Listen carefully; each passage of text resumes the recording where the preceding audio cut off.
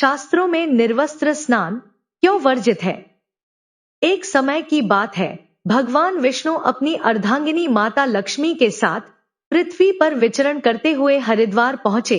हरिद्वार की पावन भूमि, मां गंगा की निर्मल धारा और हर हर गंगे के जयघोष से पूरा वातावरण गूंज रहा था।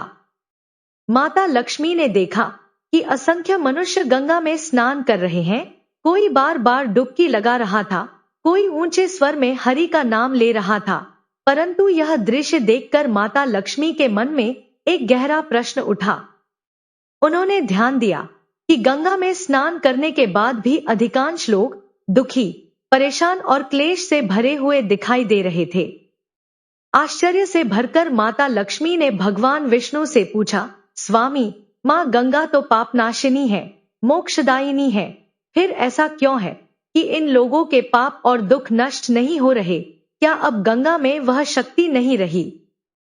भगवान विष्णु मंद मुस्कान के साथ बोले, हे देवी, गंगा में आज भी वही सामर्थ्य है, वही दिव्यता है, परंतु इन लोगों ने वास्तव में गंगा स्नान किया ही नहीं है। जब स्नान ही नहीं किया तो पाप कैसे नष्ट होंगे?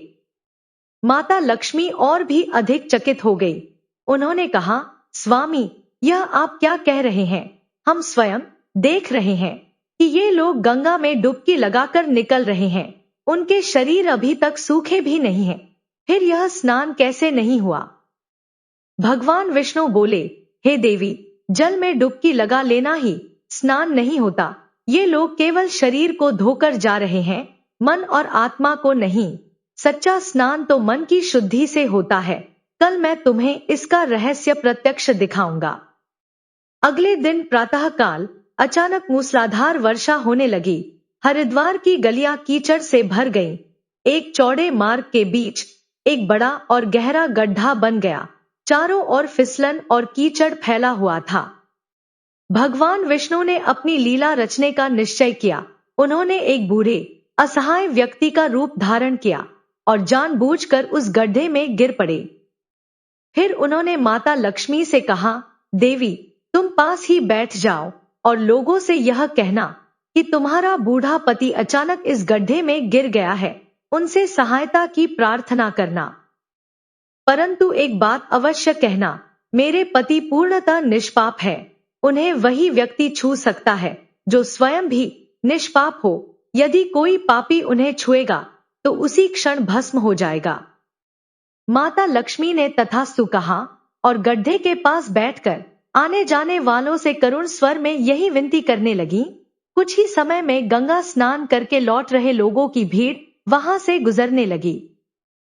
सुंदर स्त्री को यूं विलाप करते देख किसी के मन में पापी विचार उत्पन्न हुए, किसी को धर्म का भय लगा, कोई समाज और कानून से डर गया और कुछ निर्दयी लोगों ने तो यह तक कह दिया, अरे छोड़ो इसे, बूढ़ा मर भी जाए तो क्या फर्क पड़ता है, क्यों रोती हो?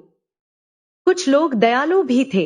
उन्होंने बूढ़े व्यक्ति को बाहर निकालने का प्रयास करना चाहा, परंतु जैसे ही माता लक्ष्मी के मुख से निष्पाप होने और भस्म हो जाने की बात सुनी, वे भी रुक गए। वे सोचने लगे, हम गंगा में नहा तो आए हैं, पर क्या हम सच में निष्पाप हैं? कहीं सहायता करते समय हम स्वयं भस्म ना हो जाए। एक के बाद एक सैकड़ों लोग आए, पूछते रहे और डर के कारण लौटते चले गए। सूर्य ढलने लगा, संध्या समीप आ गई। तब भगवान विष्णु ने गड्ढे से माता लक्ष्मी से कहा, देवी, क्या तुम्हें कोई ऐसा व्यक्ति दिखाई दिया जिसने सच्चे मन से गंगा स्नान किया हो? कुछ ही देर बाद एक साधारण वेश में एक नौजवान युवक हाथ में जल से भरा लोटा लिए श्रद्धा से हर हर गंगे कहता हुआ वहां पहुंचा। माता लक्ष्मी ने उसे भी सारी बात बताई और चेतावनी दी, वत्स, यदि तुम पूर्णतः निष्पाप नहीं हो तो मेरे पति को छूते ही भस्म हो जाओगे। उस युवक के चेहरे पर ना डर था, ना संकोच। करुणा से भरे स्वर में उसने कहा, माता, यदि मेरे निष्पाप होने में आपको संदेह है तो यह मेरा दुर्भाग्य है, पर आपने यह तो देखा ही होगा कि मैं अभी श्रद्धा, संयम और शुद्ध भाव से गंगा स्नान करके आया हूं। यदि किसी दुखी की सहायता करना पाप है तो मुझे वह पाप स्वीकार है। इतना कहकर वह निःसंकोच गड्ढे में उतरा और बूढ़े व्यक्ति को सहारा देकर बाहर निकाल लिया। उसी क्षण भगवान विष्णु अपने दिव्य रूप में प्रकट हो गए। चारों ओर प्रकाश फैल गया। माता लक्ष्मी ने भी अपना वास्तविक स्वरूप धारण किया। भगवान विष्णु ने कहा, देवी, यही है सच्चा गंगा स्नान।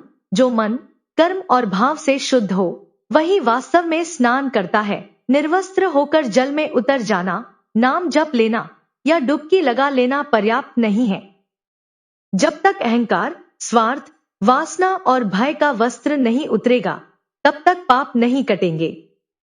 भगवान विष्णु आगे बोले, इस दृष्टांत से यही शिक्षा मिलती है कि जो लोग बिना श्रद्धा, विश्वास और पवित्र भाव के केवल दिखावे या परंपरा निभाने के लिए गंगा स्नान करते हैं, उन्हें पूर्ण फल प्राप्त नहीं होता।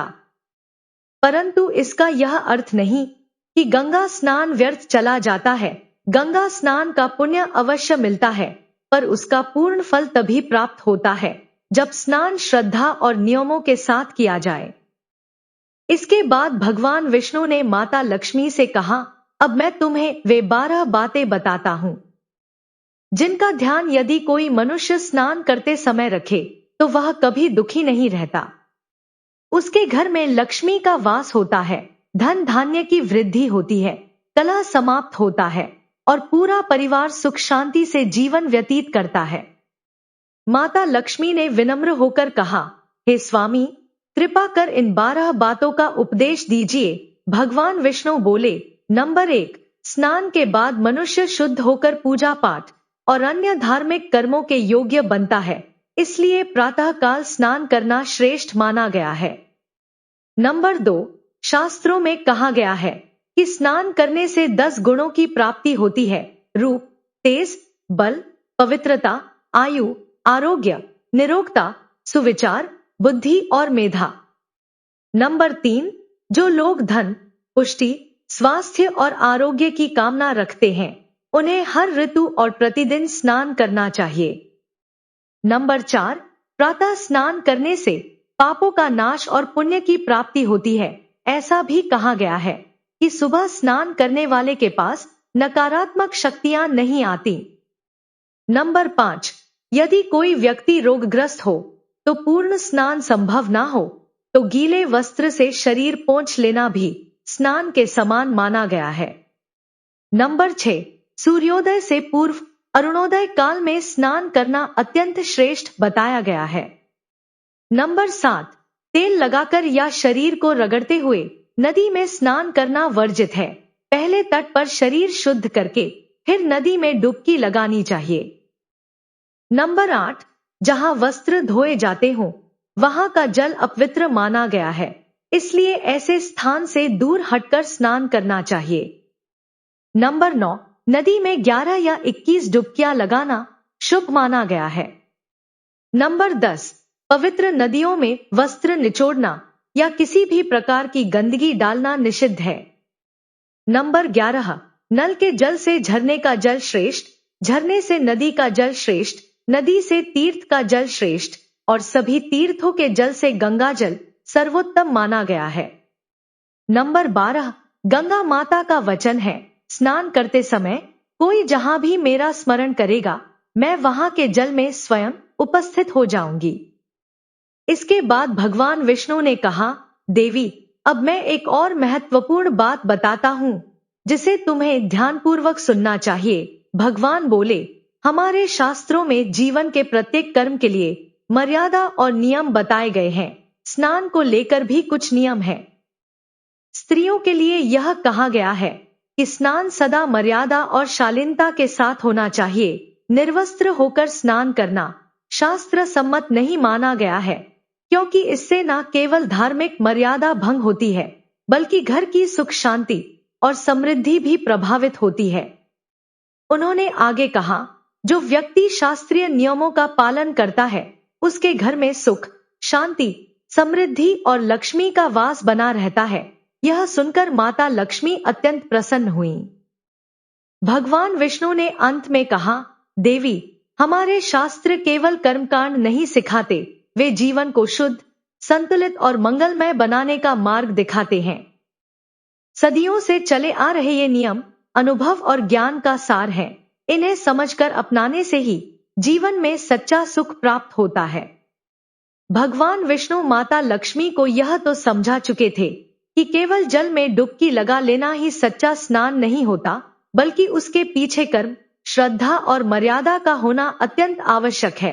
परंतु माता लक्ष्मी के मन में अभी भी एक जिज्ञासा शेष थी। माता लक्ष्मी ने कहा, स्वामी, आपने स्नान के नियम तो बता दिए, परंतु कुछ ऐसे नियम भी हैं जिन्हें लोग सामान्य सा मानकर अनदेखा कर देते हैं, जैसे निर्वस्त्र स्नान। इसके पीछे का कारण क्या है? भगवान विष्णु गंभीर स्वर में बोले, देवी, यही तो वह विषय है जिसके कर्मफल को लोग समझ नहीं पाते।